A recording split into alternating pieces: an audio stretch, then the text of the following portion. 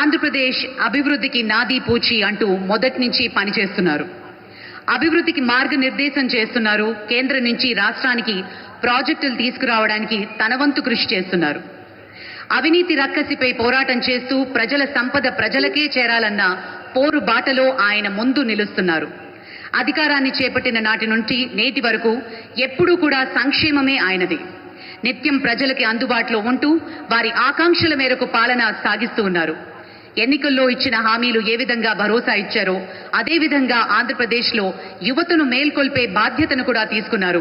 పాలనపై పూర్తి స్థాయిలో దృష్టి పెడుతూ ఆంధ్రప్రదేశ్ను నవ్యాంధ్రగా తీర్చిదిద్దే క్రమంలో అలుపెరుగని బాటసారి మన ఉప ముఖ్యమంత్రి వర్యులు శ్రీ పవన్ కళ్యాణ్ గారిని మాట్లాడవలసిందిగా మనవి చేస్తున్నాం.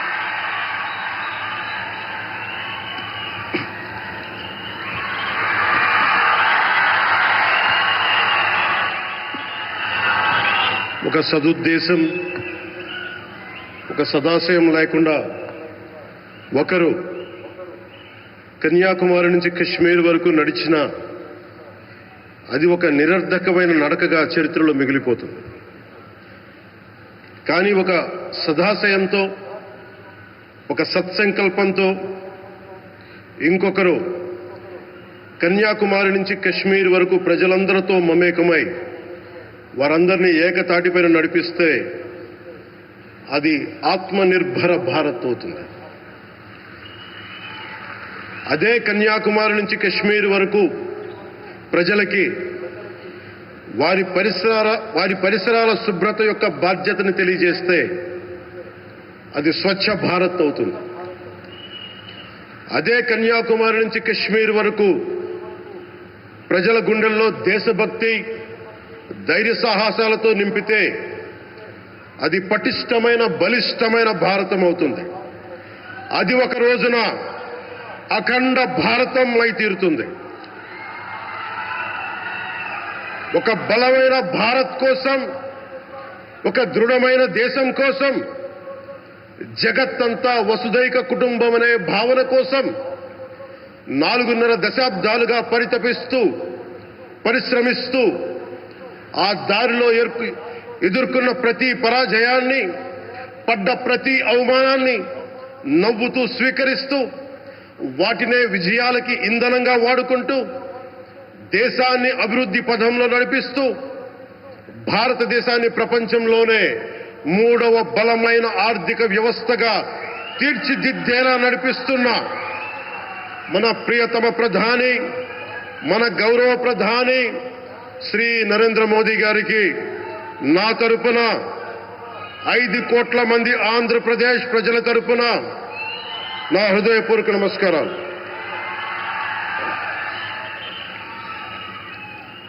విద్యార్థి నాయకుడిగా రాజకీయాల్లో ప్రవేశించి రెవెన్యూ మంత్రిగా, ఆర్థిక మంత్రిగా మొదలై తెలుగుదేశంకి రథసారథి అయి 4వసారి ముఖ్యమంత్రి అయి తెలుగు ప్రజల్ని అభివృద్ధి పదంలో నడిపిస్తున్న దార్శనికులు, రాజకీయ ఉద్దండులు గౌరవ ముఖ్యమంత్రి శ్రీ నారా చంద్రబాబు నాయుడు గారికి నా హృదయపూర్వక నమస్కారం.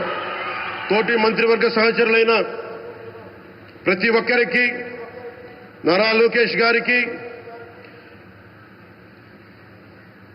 ఎన్డీఏ కూటమి శాసనసభ్యులకి, నాయకులకి, బీజేపీ నాయకులందరికీ పేరు పేరున నా నమస్కారాలు. కార్యకర్తలకి నా హృదయపూర్వక నమస్కారాలు. బీజేపీ నాయకురాలు శ్రీమతి పురంధేశ్వరి గారికి నా హృదయపూర్వక నమస్కారాలు.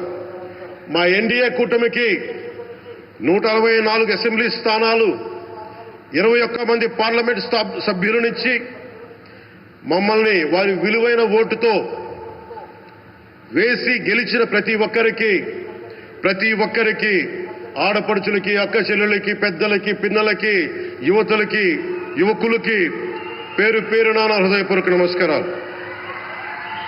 ప్రజలు ఎన్డీఏ ప్రభుత్వాన్ని నమ్మారు, నిలబడ్డారు. అలా నిలబడినందుకే ఈ రోజున మన గౌరవ ప్రధానమంత్రి గారి సారథ్యంలో ఈ ప్రారంభోత్సవాలు గాని శంకుస్థాపనలు కానీ, అది దక్షిణ కోస్తా రైల్వే జోన్ కావచ్చు, కృష్ణపట్నం ఇండస్ట్రియల్ పార్క్ కానీ, గ్రీన్ హైడ్రోజన్ హబ్ కానీ, అనకాపల్లి బల్క్ డ్రగ్ పార్క్ కావచ్చు, 6 కొత్త రైల్వే ప్రాజెక్టులు కావచ్చు, వీటన్నిటిని వచ్చే పెట్టుబడి దాదాపు 2,10,000 కోట్ల రూపాయల పెట్టుబడులు, 7.5 లక్షల మందికి ఉపాధి అవకాశాలు. అవినీతితో కూరుకుపోయి ఉపాధి అవకాశాలు లేక, ఉద్యోగ అవకాశాలు లేక విలవిల్లాడుతున్న సమయంలో మీరు నిలబడ్డారు.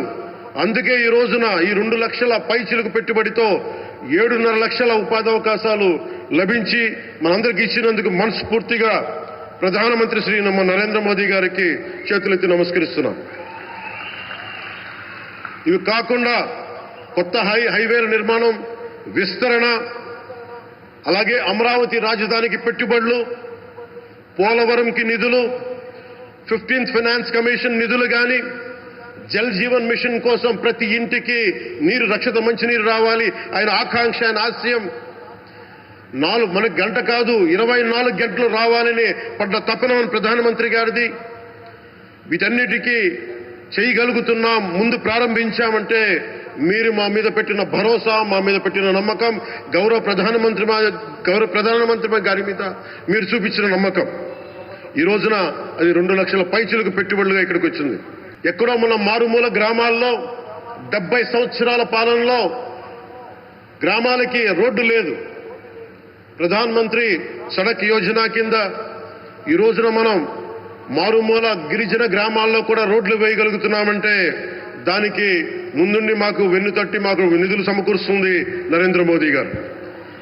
భారతం అభివృద్ధి పదంలో ఎందుకు చేశారు ఇవన్నీ అంటే, భారతదేశం అన్ని రాజ్యాలు, అన్ని రాష్ట్రాలు ఏ ఒక్కరు కూడా అభివృద్ధిలో వెనకపడకూడదు. అది మనకి తెలంగాణ కావచ్చు, ఆంధ్రప్రదేశ్ కావచ్చు, ఆంధ్రప్రదేశ్లోని ఉత్తరాంధ్ర, రాయలసీమ, మనకి కోస్తాంధ్ర కావచ్చు, ఎక్కడా కూడా ఏ ప్రాంతం కూడా వెనుకపడకూడదు. అభివృద్ధిలో అందరికీ సమాన వాటా ఉండాలని చెప్పే ఈరోజు ఇన్ని పెట్టుబడులు. ఈ మోదీ గారి సంకల్పానికి, సహకారానికి, ఆయన గైడెన్స్ కి మనస్ఫూర్తిగా నా కృతజ్ఞతలు. 5 ఏళ్ల అవినీతి అరాచక పాలనలో ఆంధ్రప్రదేశ్ అంధకారంలో కూరుకుపోయినప్పుడు ఆ రోజున మన ముందుకొచ్చి మేము ఎన్డీఏ కూటమితో మనం నిలబెడదాం, ఆంధ్రప్రదేశ్ ప్రజల ఆకాంక్షలు నిలబెడదాం, అభివృద్ధి పదంలో నడిపిద్దామని చెప్పి ఆ రోజు ఆశాజ్యోతిలో నిలబడ్డారు.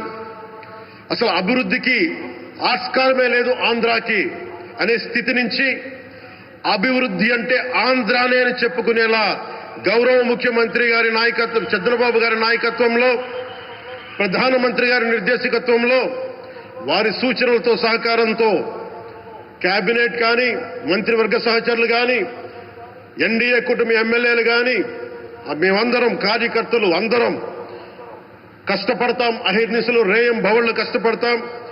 దేశ ప్రగతిలో భాగస్వామ్యులు అవుతాం. మేము ప్రధానమంత్రి గారికి అండగా ఉంటామని తెలియజేసుకుంటూ, ఆంధ్రప్రదేశ్లో ఉన్న ఆంధ్రాకి వెలుగుతో నింపుతున్న మీ నిండు హృదయానికి నా హృదయపూర్వక కృతజ్ఞతలు తెలియజేసుకుంటున్నాను. మరోమారు మీ అందరికీ ధన్యవాదాలు తెలుపుకుంటూ, నమ్మకం పెట్టారు. మీరు పెట్టిన నమ్మకానికి ఈ రోజున 2 లక్షల పైచిలకు పెట్టుబడులు తీసుకొచ్చారు. ప్రధానమంత్రి గారు ఉండటం వల్ల, సమర్థవంతులైన చంద్రబాబు గారు ఉండటం వల్ల మేమందరం నేర్చుకోవడానికి, పనిచేయడానికి సంసిద్ధంగా ఉన్నాం. సో మీరందరూ ఇదే సహకారం ఇవ్వాలని మనస్ఫూర్తిగా కోరుకుంటూ, ఆ భగవంతుడు, ఆ లక్ష్మీ నరసింహుడు ఈ దేశాన్ని మరింత ప్రగతి పదంలో నడిపించేలా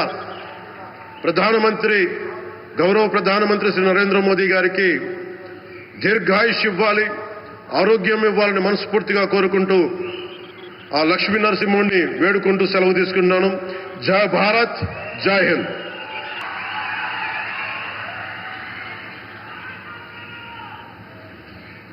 Thank you, sir. Thank you very much.